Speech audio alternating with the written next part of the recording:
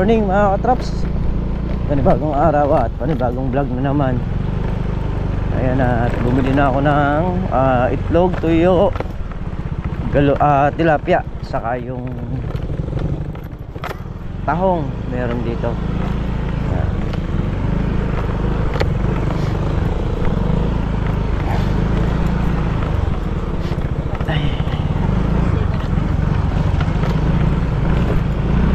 At si paring Carlo tumingin na rin ng ano yan, gatas ng kalabaw pang almusal daw.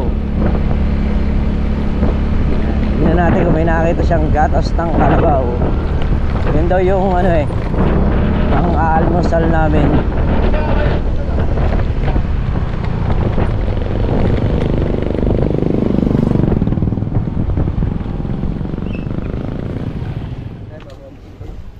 So ayan, kakain muna kami bago mamataba. Ito yung ano, gatas ng kalabaw mga katraps. Tuyo. Ayan yung ulam namin, yung almusalan. Kakain muna. Bali si paring Carlo nagpapatubig na rin doon sa kanyang ampalayaran. Sa tubig pataba. Puro pataba, patubig tayo ngayon. You know, let's go. Let's go.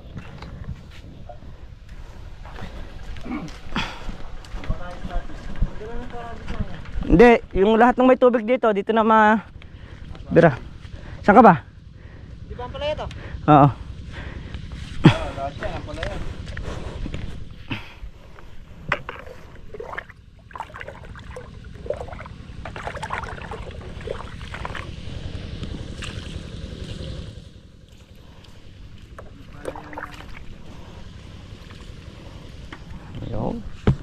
Taba muna tayo.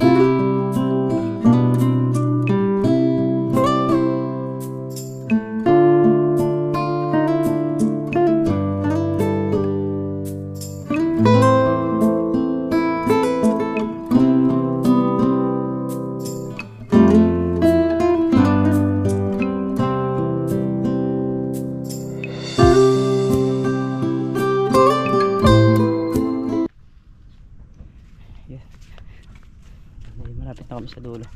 Ito pa lang munang kalahati yung inuunan namin. Mamaya pagbalik namin, ito naman dito.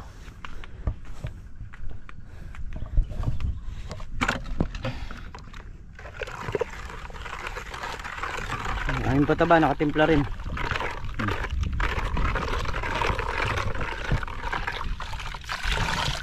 Tapos sa isang timba, isang ganito yung aming lagay.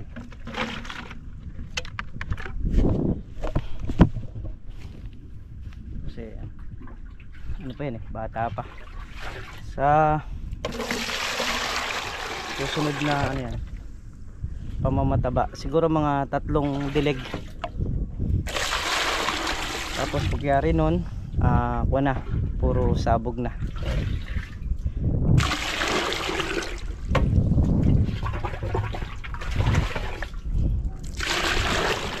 Sa ngayon kasi medyo maliit pa yung ano niyan yung ugat, maigsi pa. Hindi pa ganoon kalat.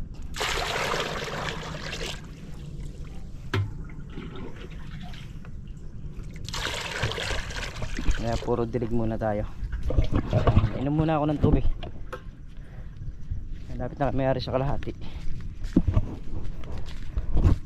Yung mga talong, although meron pa rin talagang tusok. Alam, hindi ko naman alam yung gamot nila sinasabi na 3GS na yun, kung ano epekto. May nagsasuggest nga 3GS. So ano yun parang Japan yun yung gamot na yun. Kaya hindi tayo ganong kondon hindi natin alam yung epekto. Kasi merong gamot na mabilis magpatanda ng halaman. So yun, start na tayong pataba.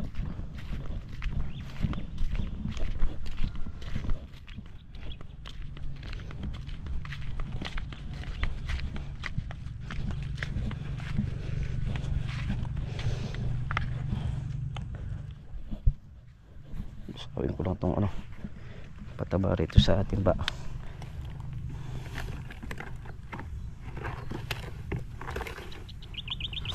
Kailangan kasi malusaw siya.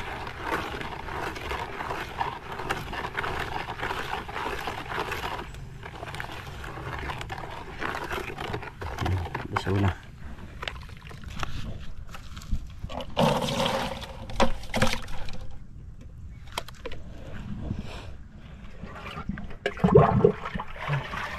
Mga bunambon. Ito kailangan ng ano to, spray. Yung mga palayang maliliit, sprayin mamaya yan ng ano, gamot.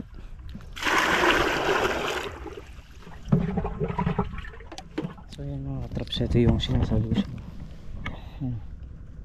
May baltik na, kailangan ng birahin ng score yan. At ano naman yan pa-spray natin ng score mamaya. Mag-i-spray si paring Carlo dito. So ang ginagamit niya na gamot yung pulbos, tapos gagamitan nga natin nung sa Baltic Scorpion. Ayan, yung gagamitin natin mamaya. Ilang dice na lang? Isa ilang dice na lang din at mayayari na kami. Ayan o. So, 7 dayos. Tapos na ang aming patabaan. At mamaya sa ano naman, sa kalamansi. Puro pataba kami ngayon.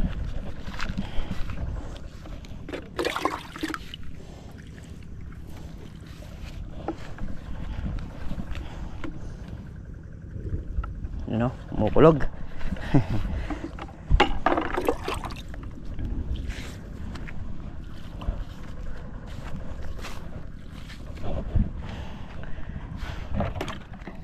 Nakayari mo ng mamataba rito sa ampalaya. Kahit di umulan, obligadong patubigan yan sa makalawa kasi nakasaksak yung pataba.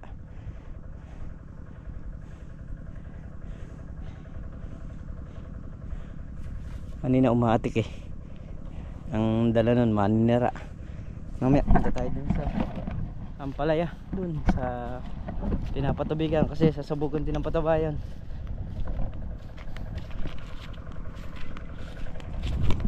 So yan mga traps, tapos na kaming sumabog dito sa may kalamansi sa taas. Dito naman sa may talong yung kalamansi dito, yun naman yung aming sasabugan ng pataba.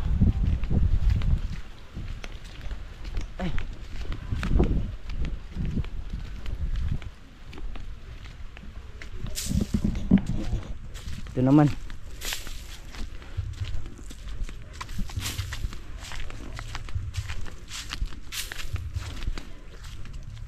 bali isang sabog dito, tapos pagtalikod saman dito.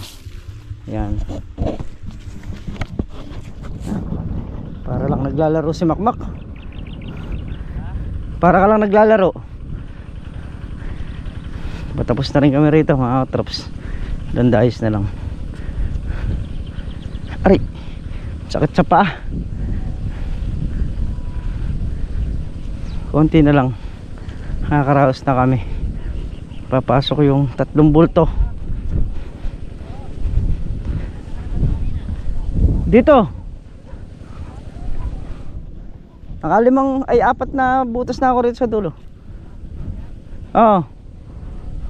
Ano pre, tapos ka na? 6 na dayos pa. Sabay pa tababay sa'yo? Ayan, lahat ng halaman nakapataba niyan. Alin? Puno mo yan. Ano pa? Ay hindi, yung siling Taiwan di pwedeng patabaan yun. Mamachi yun. Ay.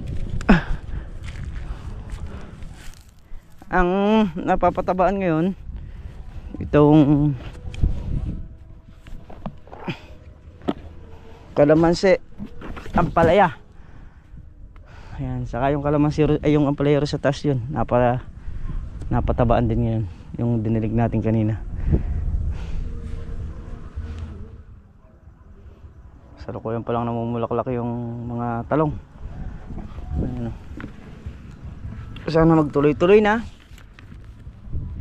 Ayan, sana ang tusok para naman makabawi. Hindi naman din biro yung gastos ng ano talong.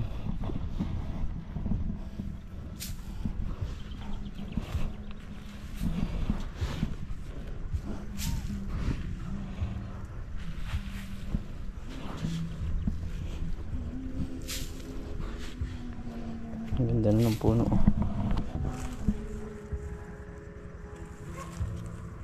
Patay din yung ano nito, maninira patay din dahil na-spray kahapon. Ayan. Pagka kasi nag-spray nung talong, pati yung mga kalamansi talagang ni-spray na. Kasi ganun din para naman mabilis mag-recover yung mga kalamansi. So hindi kami gaano makapag-video ngayon kasi may nagbi-video ka rito sa malayo. Tapos na kami. Tapos na kami mga taba, mga traps. Bali umubos din ng 3 bulto yung kalamansi. Tapos meron pa kami nakabukas na konti. Yun yung naubos niya. Tapos yung ampalaya naman, naitraboro yung ating dinilig dito. At yung pinataba naman doon sa malalaki ay Sierra Winner saka Triple 14 na pinaghalo. Pumunta tayo dito sa may ampalayahan tapos ng mataba rito. Ampalaya naman tayo. Update ko kayo dun sa mga bunga ngayon para bukas pitas nito.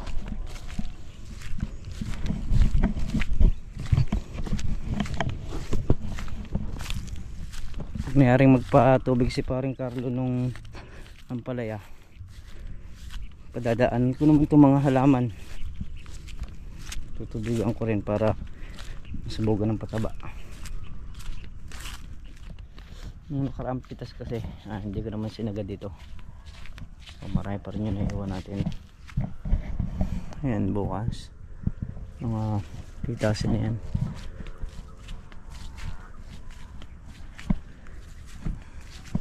Mga nangakalawit na yan. Ito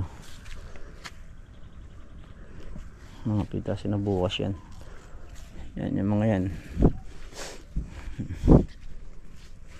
Yan. So yan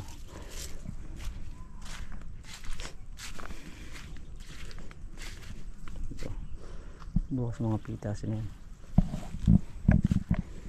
Maraming mapipitas dito bukas. Sabi nga nila baka yung 5 bundle kaya.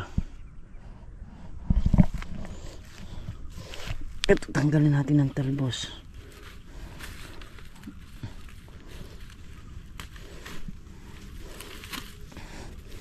Yan. Kailangan yun lang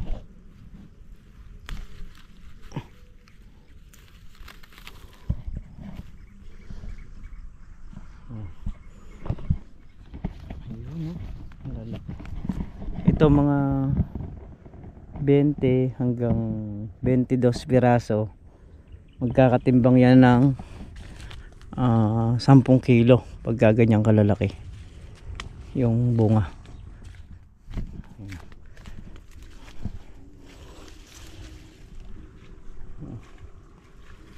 Laka na ng braso ko. Kaganyan ng kalalaki. Ito. Kailangan kasi yung pagpitas, kailangan antabay lang hindi mo kukunin yung mga alanganing bunga niya. Para sa susunod na pumitas ka, talagang malalaki ang magiging bunga. Saka ano naman to malalaman mo rin yung pamimitas nito gawa nung sa ano nung ampalaya, sa kilabot ng ampalaya. Kaya yan, hindi pa naman ganong buwan yung kilabot ng kanyang balat. Kailangan halos talagang nagja-jumbo na siya, ibig ng pumutok. Ito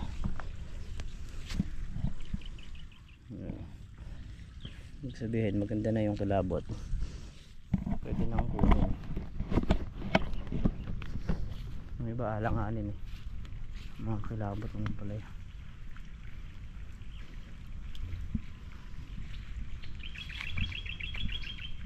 Pakita ko sa inyo dito ito mga pitasong bukas.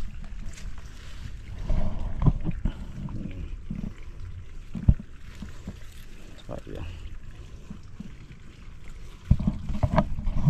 Iba talaga pagka nababantayan mga katrops.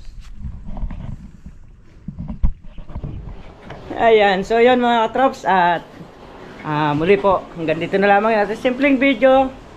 Wala yung alaga ko, ayan. At lubos po ako nagpapasalamat sa inyong lahat sa walang sawang suporta nyo, sa pagmamahal nyo sa channel namin. Ingat po kayo palagi, saan po kayo naroroon.